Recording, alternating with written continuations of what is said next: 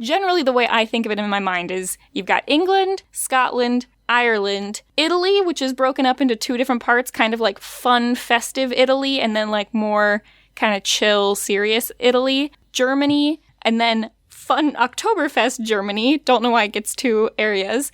And then France, and my personal favorite, New France, that took me a very embarrassing long time to realize was Canada. I'm not sure what I thought New France was when I was a kid. I'm saying kid, but let's be honest, I didn't realize it was Canada until I was like 20.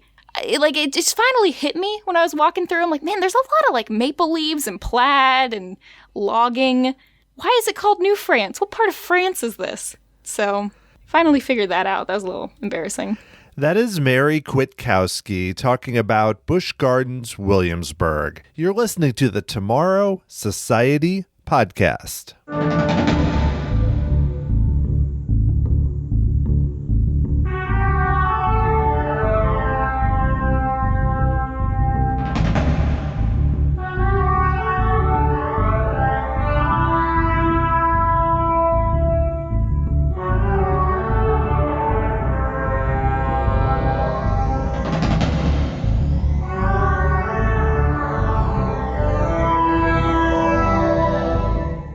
Thanks for joining me here on episode 126 of the Tomorrow Society podcast as we roll into 2021.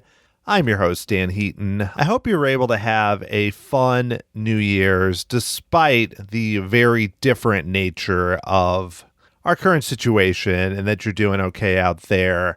As we start 2021, one of the things that I'm excited to do on this show is to try to go beyond just looking at Walt Disney World or even Universal Orlando and talk about some other great parks around the country and beyond. A good example, of course, is Silver Dollar City, which I was able to go to in 2019 and feel like is a cool regional gem. And that's also the case with Busch Gardens Williamsburg, which has a lot more to offer than what you might expect. It is not similar to your typical Six Flags park with just a lot of steel coasters. The attractions are inventive, and I think there's some charm to it even beyond the rides themselves. And my guest today, Mary Kwiatkowski, is an expert on Busch Gardens Williamsburg. It is her home park. She goes there often, and it was really fun to talk with Mary about why it's such a cool place. And Mary has been able to visit Busch Gardens Williamsburg during 2020 safely. And she talks about what that experience has been like, going where it's super empty and you're just outside, but still being able to go have a good time at a park, which I have not done, but it's always fun to get that perspective and then just to learn more about a park that has a cool history and I don't really know that much about. And as I was preparing for this show, I was kind of amazed by just how many interesting things there were. And it's really bumped Busch Gardens Williamsburg a lot higher on my list in terms of parks that I want to check out, especially when I get to venturing out into the world, hopefully later this year in 2021. And I really enjoyed the chance to talk to Mary about this park and set up kind of a fun game at the end to dig into what she really knows about Busch Gardens Williamsburg, which I also enjoyed doing too. So even if you're not familiar with this park, I think you're going to enjoy the show. Let's get to it. Here is Mary Kwiatkowski.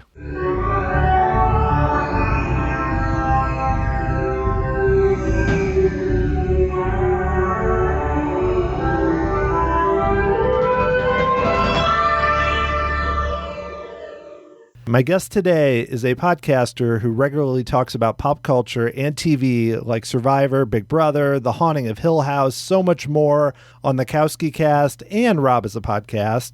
She is also a big fan of theme parks, especially Busch Gardens Williamsburg in Virginia, and a lot more. It is Mary Kwiatkowski. Mary, thanks so much for joining me here on the podcast.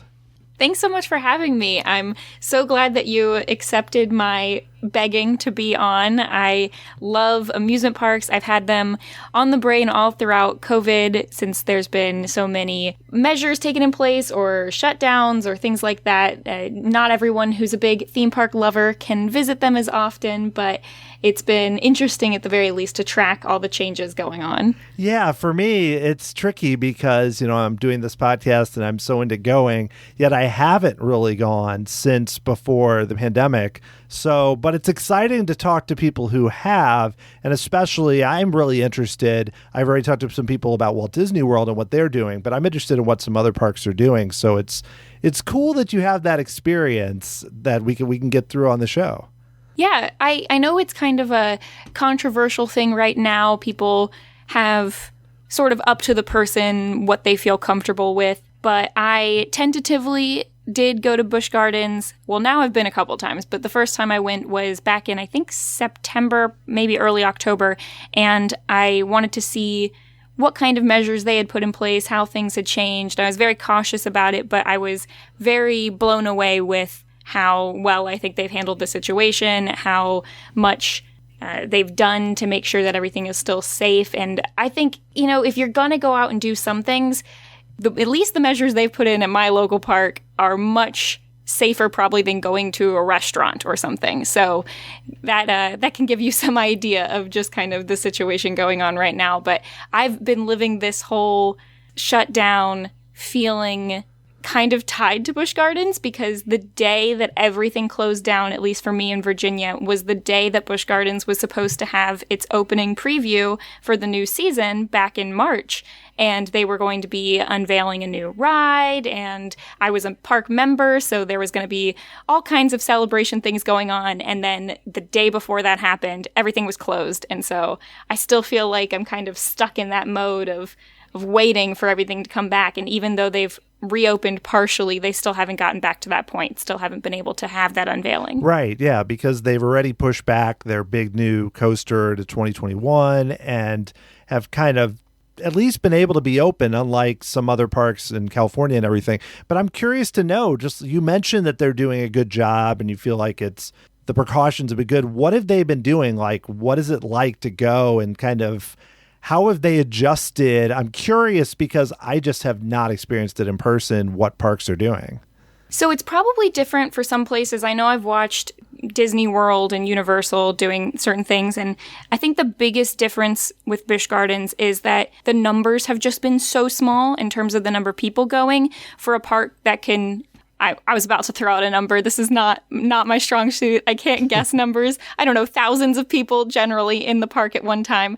They, for a while, were limited only to, I think, like 200 people or so. It was a very small number. And with their system of requiring reservations, most people who had memberships would just sort of hold a bunch of reservations so that when you got actually into the park, it even seemed like a smaller number of people than that. So when you're talking about... I usually go to amusement parks on Sundays. I never go on Friday or Saturdays. I don't like crowds. And so I'm used to only waiting a couple minutes. But we're talking like 0 lines. It would be almost impossible to get not just 6 feet from anyone, but 20, 50 feet from anyone else in the park. You kind of feel like you're just sort of strolling through it on your own. And that was definitely my experience, especially the first 2 times I went. The most recent time for Christmas Town, they had recently gotten permission to have slightly more people in the park, but it still is, nowhere near the numbers that it normally is. So you're just kind of wandering by yourself, and maybe every once in a while you'll pass someone going in the other direction, but that's it. And so the number of people is probably the biggest one that plays into a difference. And then there's a lot of sort of typical things. You have to wear masks the entire time, including being on rides, unless you're in designated eating areas. And even then, it's very spaced out. None of their indoor areas are open. Everything is outside, so you can't go into restaurants and things like that, which unfortunately means all their shows were shut down, but that's kind of, the price you have to pay to keep the park open and trying to continue making a little bit of money to sustain itself. So those are some. There's hand sanitizing stations everywhere in the park, basically outside of every ride and building and bathroom. And then they do hourly complete deep cleans of all of their rides, so spraying all of those down and wiping them down. in that way as well. So those are some of the things that I noticed. But the biggest one for sure is just that there's hardly anyone there.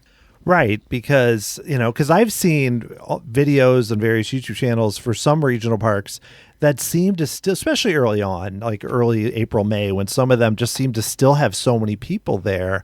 And I was kind of thinking, like, how can they even do that? So, but that's especially as we've learned more about COVID and everything and how it really spreads. The biggest thing is to wear masks and not be that close to people and be outside.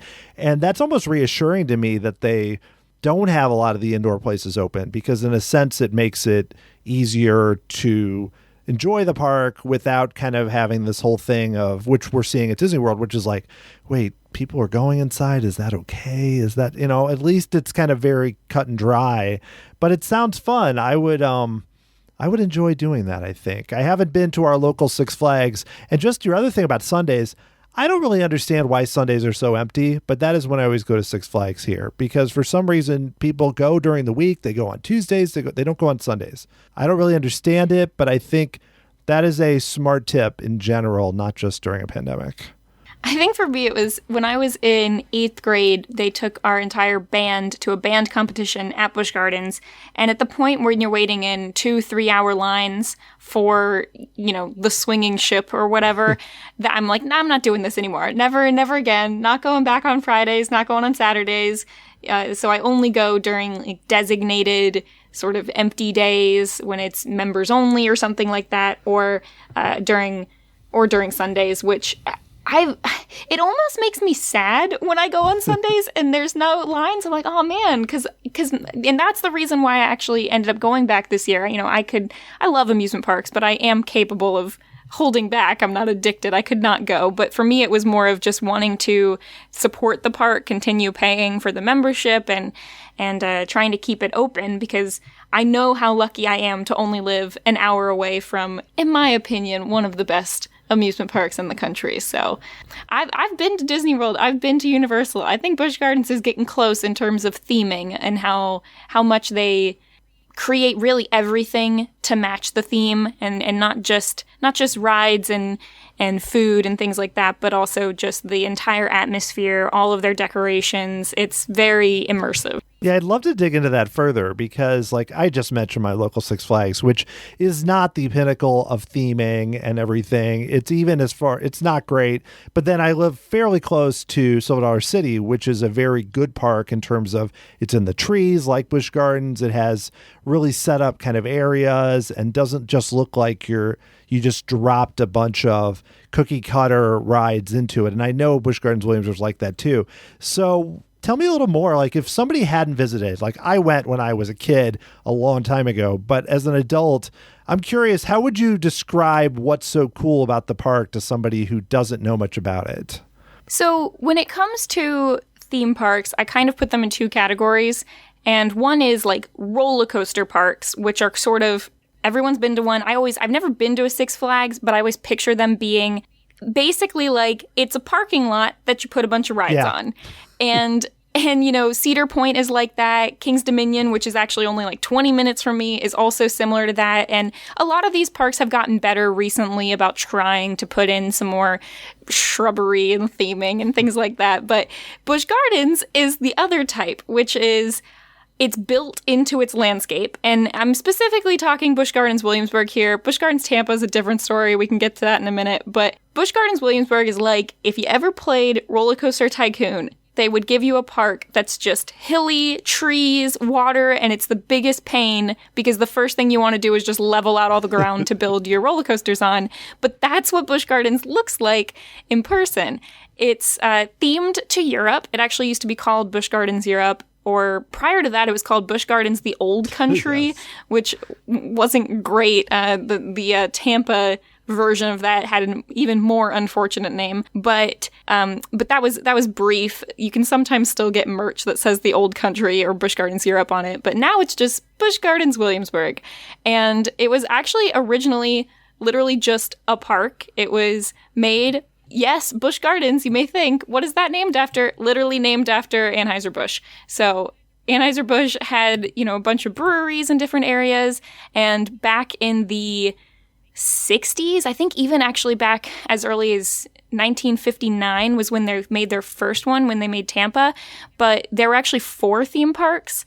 There was one in Houston, one in somewhere in California. I know there was one, and then Tampa and Williamsburg. Tampa and Williamsburg were the only ones that actually made it to theme park status. The other 2 were just parks that kind of eventually went away. And so they were built in areas near their breweries that sort of acted as like, hey, come here and hang out at the brewery and maybe go to the park and you can do some tastings and that kind of thing. And I don't know when they stopped this, but even when I was a kid, like my parents used to have someone watch us and they would just like go on a brewery tour while we were at the park. So not like a stranger, like a relative.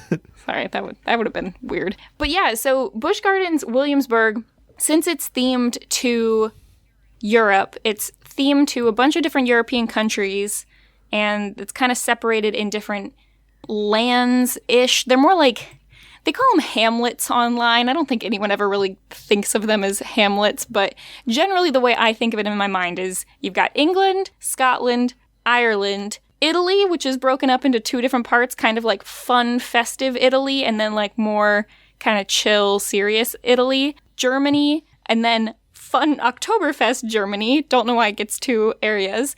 And then France, and my personal favorite, New France, that took me a very embarrassing long time to realize was Canada. I'm not sure what I thought New France was when I was a kid. I'm saying kid, but let's be honest, I didn't realize it was Canada until I was like 20. It just finally hit me when I was walking through. I'm like, man, there's a lot of like maple leaves and plaid and logging. Why is it called New France? What part of France is this? So finally figured that out. That was a little embarrassing. Yeah, well, just in general, I'm intrigued. I love it when places try to do things like, well, New France, but even just various Italies and Germany and all these. It's just like, it's nice that they're taking a shot and trying to build a theme around it. And I don't mean that in like a patronizing way. I mean that in kind of a cool way. And I remember going real quick. You mentioned the breweries. I have very familiar experience of Busch Gardens Tampa going and being like, why are we just like sitting here hanging out doing nothing? Because my parents again was like, oh, let's go to the brewery, and the kids just kind of staring like, what are we doing? Why are we here? And that was a big part of, I guess, the Busch Gardens experience. But now they've kind of had to shift and really focus on theming and on attractions. And there's a lot of cool attractions. So like, what are some of your favorite like go-to attractions that you like there?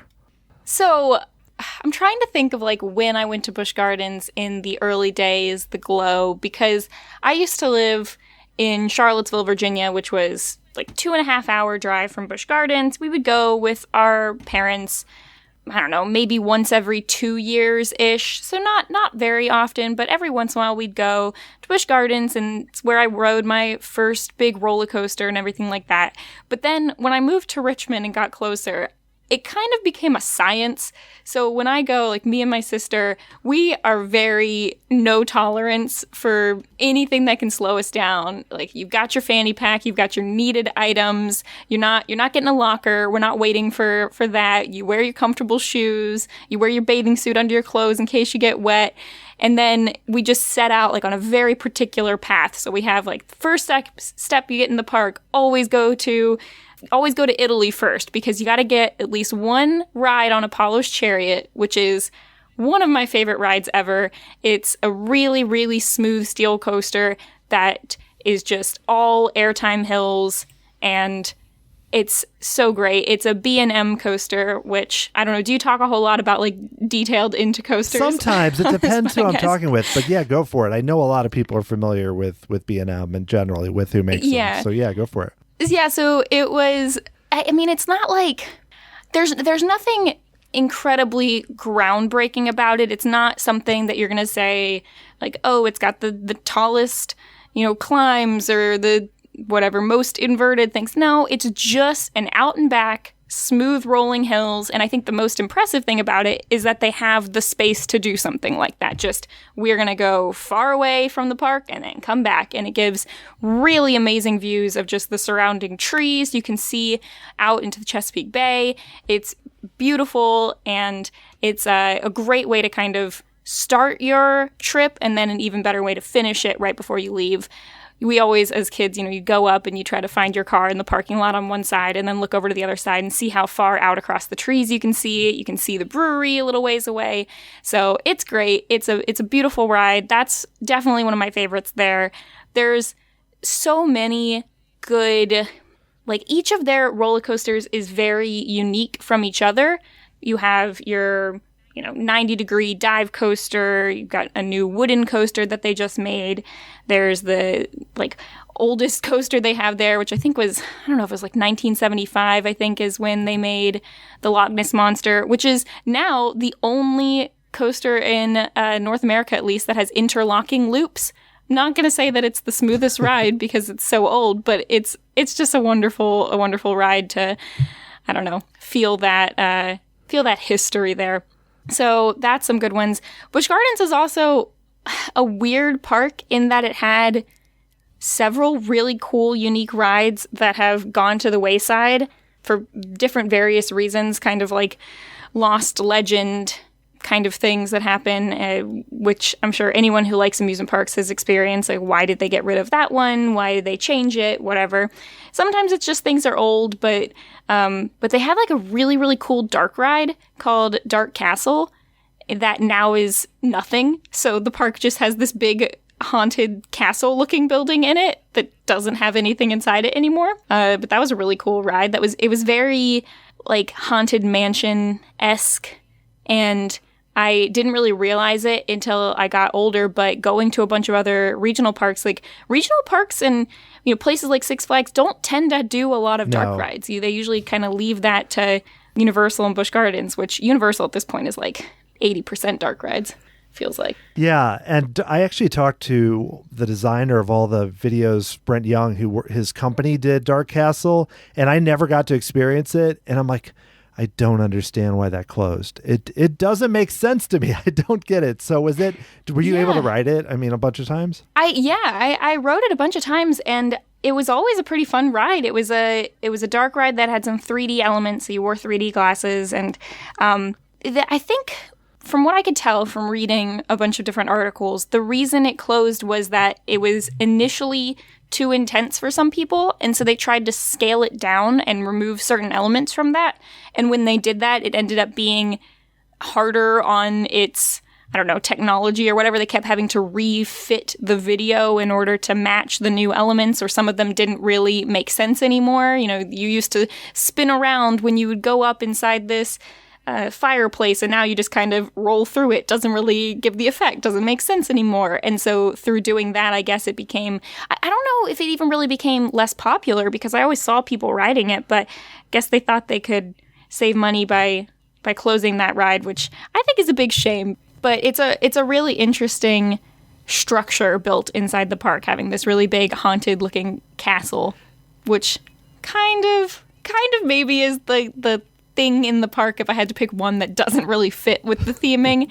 It's kind of nestled in a corner of the park, so you don't notice it's not a grand thing. But going back during the evening recently for their Christmas town, one thing I realized about Busch Gardens as well is that it's very dark, not in a bad way, but I feel like when you're in places like Disney World, there's a lot of vantage points where you can kind of see a big swath of the park in front of you. They've got a lot of main, since it's a spoke and wheel style too, you got a lot of main thoroughfares and big paths and things like that. In Busch Gardens, the paths are a lot more windy or going up or downhill or through trees, so you can't really see very far ahead of you at any one given point in time. And especially going at night when it's darker, it also is like that, which definitely gives it the feel of like, this is my backyard amusement park. Yeah, I actually heard it described once, like the layout. I was talking to one Imagineer, and he said he was talking about his favorite other parks, and he mentioned Williamsburg, and he's like, the layout doesn't make any sense at all. Like, he was just saying how cool it is and how much he enjoys it, partially because of that, because you walk around and it doesn't have that typical flow. But in a way, I think that's cool. It actually kind of fits with this, I mean, Europe and all these different lands and big trees and everything. And I imagine it could be a little freaky to go there at night. It definitely is. And yeah, the layout is roughly, this is not really the shape, but it's roughly a circle with a line down the middle that you can cut through. But also, because of COVID, the way that they've been dealing with the park now has been they're only opening certain sections of it at a time to make it more manageable, and also probably to keep track of the people, since there's not going to be as many in the park at one time. So when I've been recently, it's like, okay, you can only go on this half of the circle, or they've closed down the middle section. You know, you have to go all the way around. So it's definitely a walk. You can for sure get your steps in while you're there. They have made a lot of measures recently also to make it more manageable, since it is so hilly for people in wheelchairs and other things like that. So that has been a help. But it's also that there are certain sections of the park where there's not necessarily a ton of rides in those areas, but they're certainly worth going through, because another thing that Busch Gardens does at both of its parks, and this is partially because of how they started, they were a park first and then incorporated a lot of animal elements and were almost a petting zoo kind of thing. And through all of the different managements that Busch Gardens has had over the years, the keeping with the animals and a lot of their conservation efforts have remained in place, which is really great. So Busch Gardens Williamsburg, since it's trying to be, I guess, European with their animals also, is pretty interesting, some of the stuff they have. So they have gray wolves, they've got a bunch of owls and different types of eagles there. There's the Clydesdale horses that were originally the Anheuser-Busch ones, but now are kind of disassociated from that, but are still in the park. There's like sheep. So that definitely has a more petting zoo feel, whereas Busch Gardens Tampa, that's the African-themed one, has like full-on entire African safari in it. Wow. So when you compare the animal elements, the Tampa park definitely wins in that one. I mean, it's basically like if you've ever been to Animal Kingdom in Disney World, it's basically the same thing there. Yeah. I didn't even realize that Williamsburg really had animals, because I've always thought of Tampa as being, when I was younger, even they had like this like sky ride where it went by the giraffes, and they probably still have a lot of things like that. But Williamsburg, I never thought of as being somewhere that, like, today I was reading up about it. I was like, oh, they have a lot of animals. But again, like you said, it seemed like kind of an odd collection of things, not like it was planned that way forever. Yeah, so they have the Jack Hanna's Wild Reserve exhibit, and the animals are a lot more, first off, have to be animals that can live in a different weather in Virginia throughout the year. So that's a factor. Can't necessarily have, I don't know, can you have giraffes? Can giraffes live in the winter? Haven't really thought about that. I guess there's zoos everywhere, so now I'm confusing myself, but maybe. Maybe they have giraffes in St. Louis. I don't know if they're indoors. Right, the Philadelphia Zoo probably has giraffes. I'm not sure, but the animals, the animal exhibits are pretty cool. There's definitely in the Ireland section of the park, if you walk through there, that sort of Ireland connects up to France, and there's a big downhill, uphill sort of ravine, and that's where the wolves like to hang out, so you can go around there, which is pretty cool. That they also have a lot of Christmas decorations there, which is also a plus if you just kind of like the walking around and looking at things. I think that's the fact that they have animals and the fact that they have really good entertainment, like shows and music and things like that, is some of the reason why Busch Gardens is a park that appeals to people who don't even like roller coasters, or why my parents and grandparents have always liked going as well. even though they sometimes don't feel like riding rides and getting whiplash forever. There's just a lot of stuff to kind of sightsee and walk around. You can spend a lot of time going into the shops and just looking at that. Sometimes I kind of compare parts of Busch Gardens to Epcot, like World Showcase kind of area, but instead of being just kind of buildings plopped down in a structured area like Epcot is, everything's built in a lot more to the surroundings. Right, yeah, it's a little different.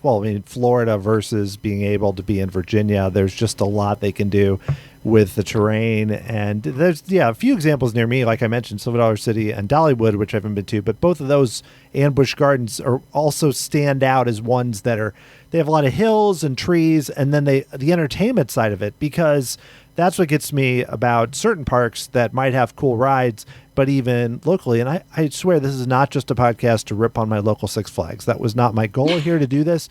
But I feel like, do I want to get thrown upside down every ride I want to go on? No, I don't think so. I don't know. Maybe here and there it's fun. But every time spun in a circle, I don't really want to throw up. So, but regardless, I think it's really cool that they have such a variety. I'd love to ask you about a few attractions that I've never ridden, if that's cool. Sure.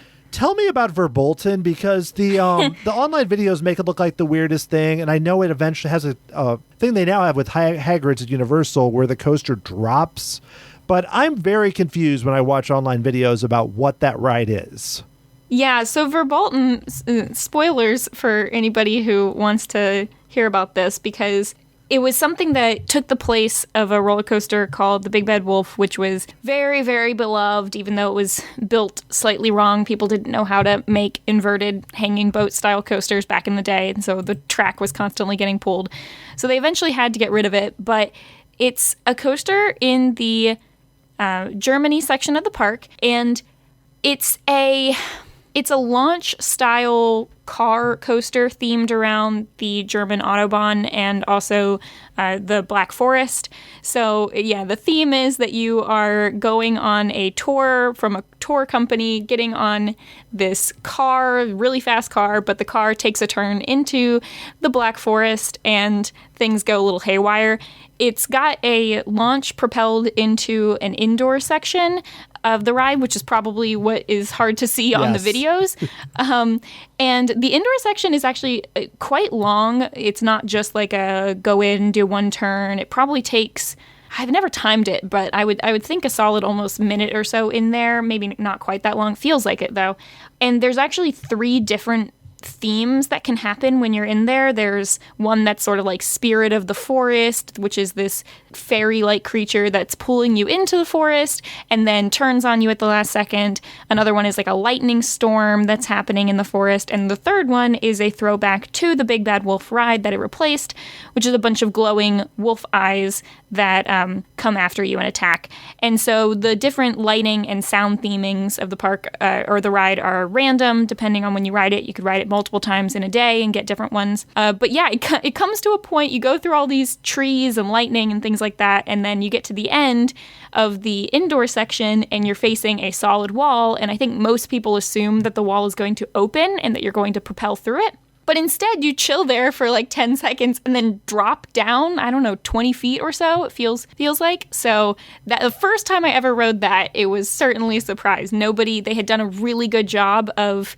not letting the secret out about what the ride was going to be when it first opened. So I know basically everyone who rode it for the first time was surprised by it, and it was very fun. It's one of the few rides in Busch Gardens Williamsburg that doesn't have a sister ride in Tampa. The 2 parks are kind of closely matched in that they don't have like the same rides, but a similar element. Like, we're going to do a 90-degree drop coaster. We're going to do the same thing, but different track. But this one is, I guess people kind of compare it to like Cheetah Hunt in Busch Gardens Tampa, as those are the 2 standalone, interesting element coasters that they have there, but they're completely different.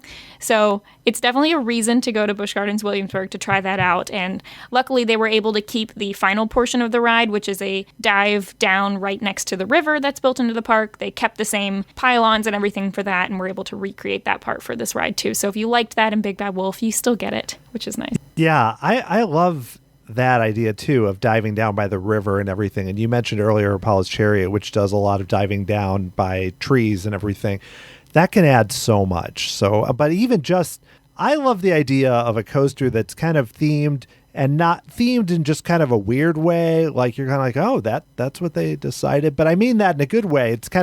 It's not like, themed to just like a property or an IP or a brand. That's really good. Yes.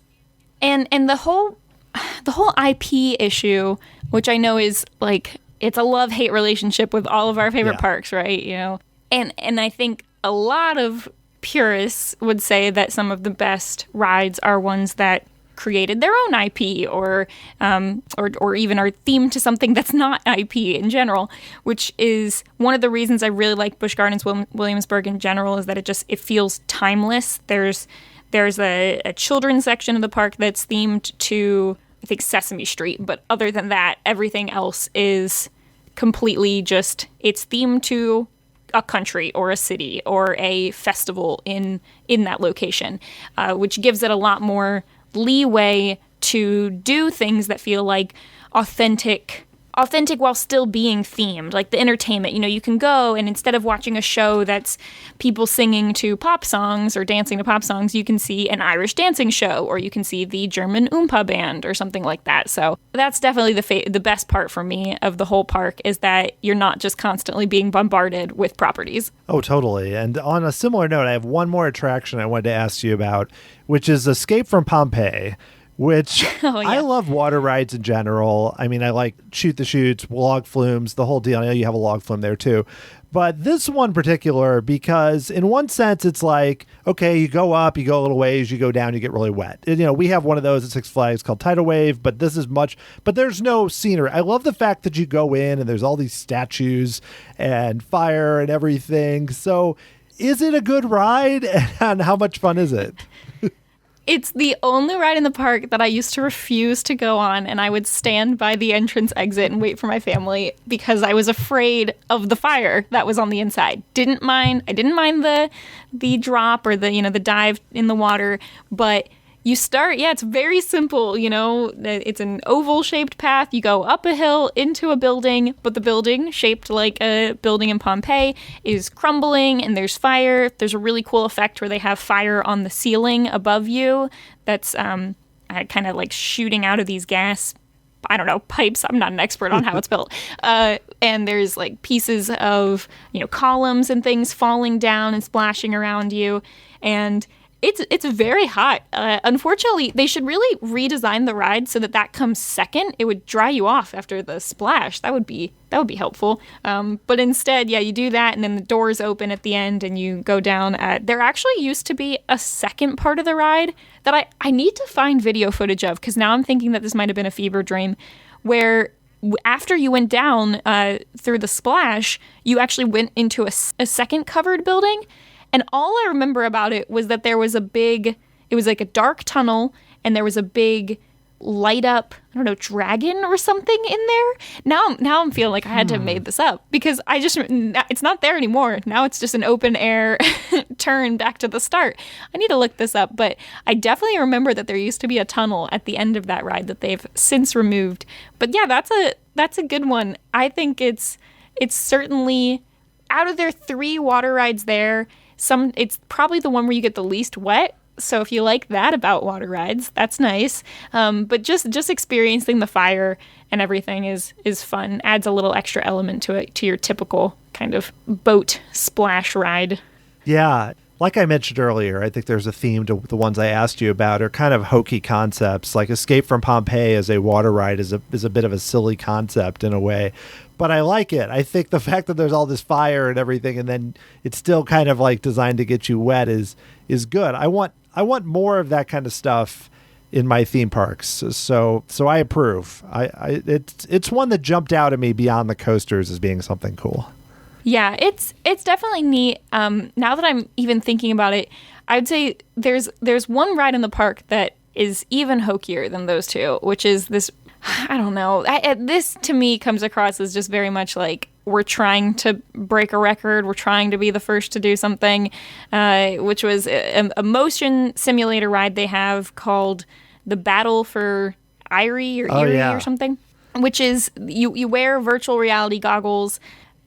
The ride used to just be a 3D glasses, typical, motion sort of it was a combination between like the Star Wars simulator ride and like Soarin', in that it used to be, I think it was called, it had a really dumb pun. Oh, You're Up in the Air. Oh my. That's what it was. That is a it was great really name. bad. Oh. Yeah, that one was really bad. So that was actually the second of the 3 iterations. At first, it was a ride where you are shrunken down into a little fairy size and you're put in a box and then you watch this video, and that I actually liked that version the best, probably because it fit with the Ireland themed the most in that area, even though it was kind of corny. And then they changed it to the You're Up in the Air, which was basically just scenes of Europe in a Soarin'-like fashion, except that you're not in that kind of container. You're just sitting in a slightly moving box. And then I think because everyone liked the original version better, they turned back to that sort of fairy, shrunken down kind of idea for the Battle for Irie. But the virtual reality goggles thing is just not my thing. I don't need to be wearing like a 50-pound helmet while I'm trying to ride a ride. No, I've never really gotten it. I know there's some coasters that have done that where it's like, it used to just be this, like Kraken at SeaWorld, and there's which I have not ridden, but now you're in space. And I'm like, yeah. I don't know if I need that. Also, it's just, can't I just enjoy what's out there? But I don't know. I know that a lot of people, they've tried it a lot, and I've yet to see one that's like stood out as being like everyone saying this is the thing you have to do. Most people just kind of go, well, that's a weird gimmick, so. I think it's because it is a gimmick. Like the first time you ever go to a mall or something and you do one of those little simulator, put on the glasses, pretend to ride a roller coaster thing, it's interesting because you're in a mall and you're not at a theme park. But when you're in a theme park and you can actually ride a roller coaster, I don't need a simulated view of what could be happening. Let me just enjoy what's around me. So I've never understood it beyond the gimmick of when you're at home and you want to do it. I don't know. I don't think it needs to be in theme parks, but it's there for if anybody wants to try it. That's not during COVID, because obviously wearing any kind of goggle type thing that other people are wearing is not such a great idea. So that's not open right now. But we're all just sitting here waiting for this new roller coaster that's supposed to come out. Yeah. So before we start to wind down, I did want to ask you a little more about Tampa because, you've referenced it a bunch, but I'm just curious to talk a little bit more. I remember you mentioned the name. I think it was called the Dark Continent. Is that right? Yep. Oh, boy. Yeah. I went there a few times as a kid. Do you enjoy that? Because they do have a lot of good rides there now, though it has become more of like a coaster park. Yeah, for sure. So I have only been there once, although I went for 3 days. My sister and I, since we're such big Busch Gardens fans, drove down there in, I guess, the end of 2018. So a little while ago, but it was for New Year's we went down there. And the thing that was most shocking to me was that they do a pretty darn good job of building the park literally in a city block. Where you're in a city block, you're driving by, you can see these tall walls, and then you go inside, and when you're in the park, unless you're at the top of a roller coaster, it's really hard to see out and to tell where you are, and you're very transported into the African theming. Because of the constrained space, it does feel a lot more like Busch Garden or like Disney World or Universal in the needing to build tall facades of buildings when you walk by so that you can't see out, and keeping people to very strict, smaller paths. Whereas since Williamsburg can allow for just building a wooden path through the woods is a little bit easier there. They can be a little more authentic. But if you like animals and you like the safari element, I think over half of the entire footprint of the park is the safari, and it's really cool. We didn't pay to do the official safari truck tour where you can actually go up close, but riding both the train and the sky ride that they have there gives you a really great view, like you mentioned, riding the sky ride, of all the animals. So definitely worth it. like I said, it's got a lot of those sister rides, which I think is really cool. Like, one of my favorite rides in Busch Gardens Williamsburg is a roller coaster called Alpengeist. And when they built that one, they built a similar ride, similar in the Maker in which is another B&M ride in Tampa, but because of the theming there, it's like low down to the ground. It's a roller coaster that doesn't actually ever get a lot of height, but it's a lot of swooping back and forth through the kind of sand dune looking thing, which I think actually was originally themed to the pod race in not themed, but designed after the idea of the pod race scene in The Phantom Menace. So that's kind of interesting for a roller coaster. But yeah, that park is so cool. They actually filmed a TV show in that park for a while about the animals, which was also interesting. Yeah, I mean, I look at the coasters even on their own, like Shikra and Kumba, and it's funny, they all have kind of similar names. But I mean, you mentioned Cheetah Hunt already, and I remember Scorpia, they have this old coaster that was there when I was a kid going there, which is a while ago. Oh yeah, it's still there. Yeah, and I'm just like, well, as a kid, I thought that was a real thrill ride. I was a little scared by it, and now it's kind of like, yeah, it's got a... I don't know if Python is still there. That used to be a thing. They had one that had 2 loops, which was insane at the time. But yeah, it looks like a really cool park. And it's one of the tricky things for me because, like, you know, I go down to Orlando and want to go to Disney World and then Universal. And then it's like, when are we going to find time to go to Tampa to go to this other park? But I know that I hear so many good things about it. Yeah, I wonder how many people who go to Disney World and plan that trip. Like, you have to be a really big amusement park fan to also add that to your list, to take the whatever hour drive or whatever it is out of the way to go to Tampa just to visit Busch Gardens. When we went, you know, that was the goal of the trip, was to go to Busch Gardens Tampa.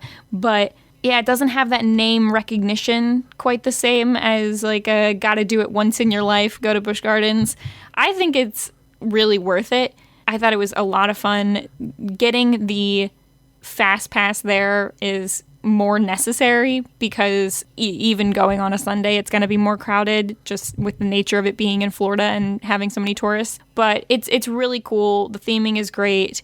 Yeah, you mentioned Kumba. They have a lot of really signature, interesting rides there.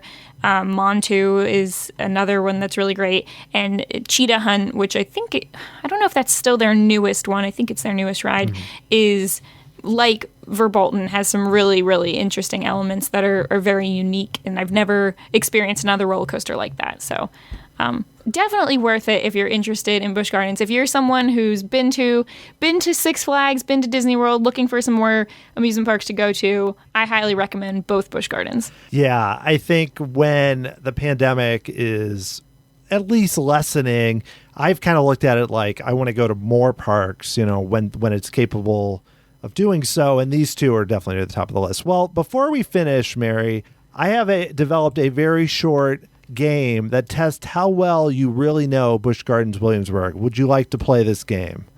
Oh gosh, sure. Yeah, now I'm nervous. Now I got like something to hold up on my commenting like I'm an expert here. We'll see. I will warn you, it's very silly, so I don't think it's going to test too much. But I'm going to give you 5 different questions. They're all multiple choice. They're not trivia. It's really all about, you've probably heard similar things on Rob's podcast, but like I name 4 things, which one is made up by me, basically. Okay, so each one is a different way like that. So it's not too hard. I'm not going to say, tell me how many coasters they have or how many rides or how many people. No, I won't do that to you. That would be mean. Okay, number 1. So Busch Gardens Williamsburg has received a lot of awards. So which of these 4 is not a real award that Busch Gardens has already received? So 3 of these they've received, 1 they have not. I made up 1. Okay. A, the world's most beautiful park by the National Amusement Park Historical Association, 29 years straight. B, one of the 2019 top 10 amusement parks by USA Today.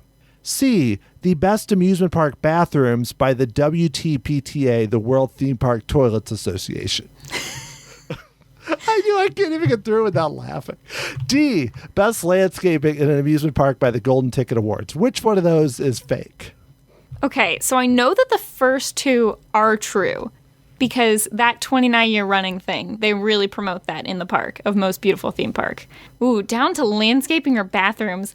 See, the stupid thing is the bathroom thing sounds familiar, but I'm like, now, was that just something? Because I know I've also won like best bathrooms or whatever in the video game. Roller Coaster Tycoon? Yeah, in Roller Coaster Tycoon. So now I'm thinking that maybe that's just where it is. So I'm going to say the bathroom one's fake, but I'd believe it because they've got some nice bathrooms there. Oh, the bathroom one is totally fake. That is great. But those bathrooms, like, I noticed in the last couple years, they've revamped a couple of them. They look pretty good. I wrote that, I thought, I got to get through this without laughing because that's going to give it away. And I couldn't get through World Theme Park Toilets Association without laughing because it's so ridiculous. But yeah, that kind of is the bigger giveaway, is that they would have a whole association built around it. There are a lot of associations for theme parks, I will tell you. So it's not as crazy as you might think. Okay, number 2. So earlier we talked about attractions that aren't there anymore. There's been quite a few. So I'm going to list 4 attractions that are not there. Well, 3 of them are not there that were actually there at one point, and one of them is made up. So A, Haunts of the Old Country. B, the Glissade or Glissade. I'm not sure. Oh my gosh, I don't speak German. Die Wildcats. Or D, the Führerball. So the last 3 are probably German, and I've probably butchered all 3. Yeah. So those the middle 2 there I do know of, the Glissade and the Die Wildcats, which was also, that one had a different name that was like named for a Olympian at one point. I can't remember what it was called, but that one was also there. Those 2 are not there anymore, so that's true. Okay, what is this last one? The Führerball, F-E-U-E-R ball. And A is Haunts of the Old Country, O-L-D-E country. Okay, I've never heard of either of those. I'm going to really hope that last one is made up, though. So are you choosing D, the Führerball? Yes. Yeah, that's made up. Yeah, okay, good, because that would not be probably any good. Yeah, it's basically Fireball in German, and there actually is a coaster called, well, not a coaster, it's a fake coaster in St. Louis called the Fireball, which is one of those loopers that just goes in circles. Oh, but gosh. So I just searched for Fireball and translated it to German. Translated to German, no. Yeah, the German park did have a ride called Drachenfeuer. Yes, Fire. That was another one I thought about putting in. Yeah, no, that has like a really, really interesting story. If any of your listeners are really into theme parks, look up the blog Theme Park Tourist, and there's this whole really long article on Theme Park Tourist about. It's called "This Roller Coaster Was Only Open for 5 Years. Here's What Went Wrong," and it's all about that ride, and it's so interesting. It's a really interesting story about, if you're interested in like manufacturing of roller coasters and why some get taken down, but really cool defunct roller coaster story. So yeah, that's why this new Pantheon ride is so important, because it's the only thing built in that area in like 20 years. I can't remember if it was me or my sister. One of the two of us might have accidentally ridden Drachenfeuer when my mom was pregnant with us. I don't remember which one it was. Yeah, I saw even Defunctland, which is like a big YouTube video, did a big video about that. And I'm like, well, that one's going to be too obvious. But I still want to go back and watch that because I don't know the story of that ride at all. It's so interesting. That's a really cool story. But yeah, Defunctland also cool. So Haunts of the Old Country was a 4D film, apparently, that was there for a while. But, again, I don't know much about it. I just thought the name Old O-L-D-E. I was like, oh, yeah, that's. But I guess there's not going to be a YouTube video about the Führerball, and it's an amazing story. Not. Okay, so number 3, let's continue here. So the restaurant O Taters is currently part of Busch Gardens Williamsburg and has a lot of different potato options on its menu. Gosh. So which of these is not really on the current menu? So 3 of these are, one of them is not. So A, Trapper's mac and cheese loaded potato. Sounds good. B, Grogan's stew loaded potato. C, Irish loaded baked potato. Or D, Veggie Lovers loaded potato. One of those is not real, though it should be. Now, see, this sounds like a trick question because there is also a Trapper's Smokehouse that probably has mac and cheese. So maybe you just put that on the potato, trying to trick me here. but also maybe they're connected with their New France partner. This potato restaurant, by the way, I've eaten there one time, and this is something that I don't know if it's new or if I've never noticed it before, but when I did notice it like 2 years ago, I was like, man, there's a potato restaurant here. This is great. A lot of potatoes. Yeah, so I'm going to guess that mac and cheese one is not true just because there is that Trapper's Smokehouse, but maybe it is. You're right. And I will say Grogan's is also another restaurant, though. Yes, so that one is. But it's in the same area, so I think that counts. See, I put I don't know if they have mac and cheese at Trapper's. I was like, I had to reference something else. And I'm like, mac and cheese sounds crazy to be with a potato, but so does stew. Sounds good. Yeah. So, and mac and cheese is weird all the time. I think I had the Grogan's stew one when I went there, and it was really good. Wow, so I think you're really doing good here. You know your Busch Gardens Williamsburg. I mean, granted, I'm just trying to galaxy brain it by thinking about my other I think you've done a few similar games like this. Yeah. Okay, 2 left. I know we're these are a little long, but I roll through it. This is the highlight of the show, I'm sure, for everyone. Oh, I'm sure. Okay, number 4. Which of these specialty shops does not actually exist at Busch Gardens Williamsburg? 'Cause they have a lot of specialty shopping there related to the land. So here we go.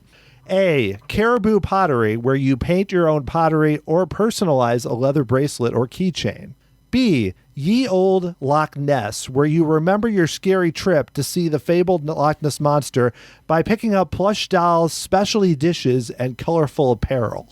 C, Emerald Isle Gifts, where sparkling crystal, warm woolen goods, Guinness apparel, and other Irish-themed gifts make it seem like you've reached the end of the rainbow. D, Artisans of Italy, beautifully handcrafted flowers sculpted and painted by our resident Italian artisans. Which one of those is, that's a lot of words, but which one of those is incorrect? So did you come up with those taglines? No. Did you pull those off the site or something? Those are from the website, and they are condensed because the website descriptions are even longer than those, I will tell you. Except for the one that I made up, which I did write myself. Okay, so the Loch Ness Monster one, definitely true.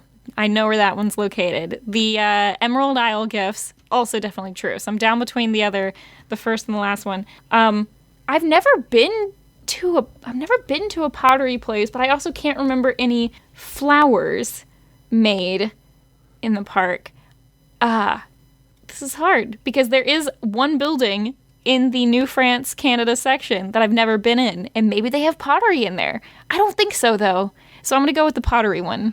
Oh, I'm sorry, Mary. Oh, no. The answer is actually Ye Old Loch Ness. That was made Really? up. Yes. I don't know. Okay, well, they have something else that basically sells that same stuff there. Maybe it's not called Ye Old Loch Ness. Do they sell plush doll specialty dishes and colorful apparel? Because that is written by me. I'd buy it. The colorful apparel and the plush dolls for sure. After you said that, I went and Googled Ye Old Loch Ness. I'm like, nope, that's not a store. Well, wow, okay, so... Wow. And see, the problem with the store thing is that only recently have I even started going in these stores, because that's only since I've moved to Richmond and can go multiple times a year since I live closer.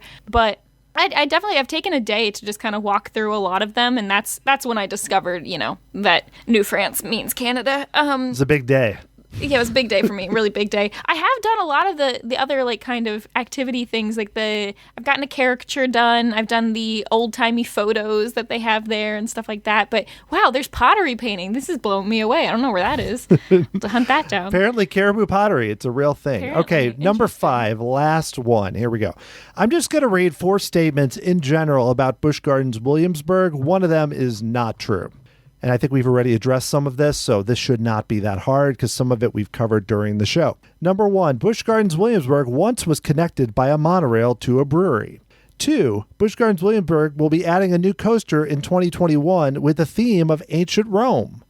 3, Busch Gardens Williamsburg was originally conceived by the settlers in Jamestown who were looking for something fun to do while bored after arriving in the United States. 4, Busch Gardens Williamsburg typically draws about 3 million visitors per year, notwithstanding this year.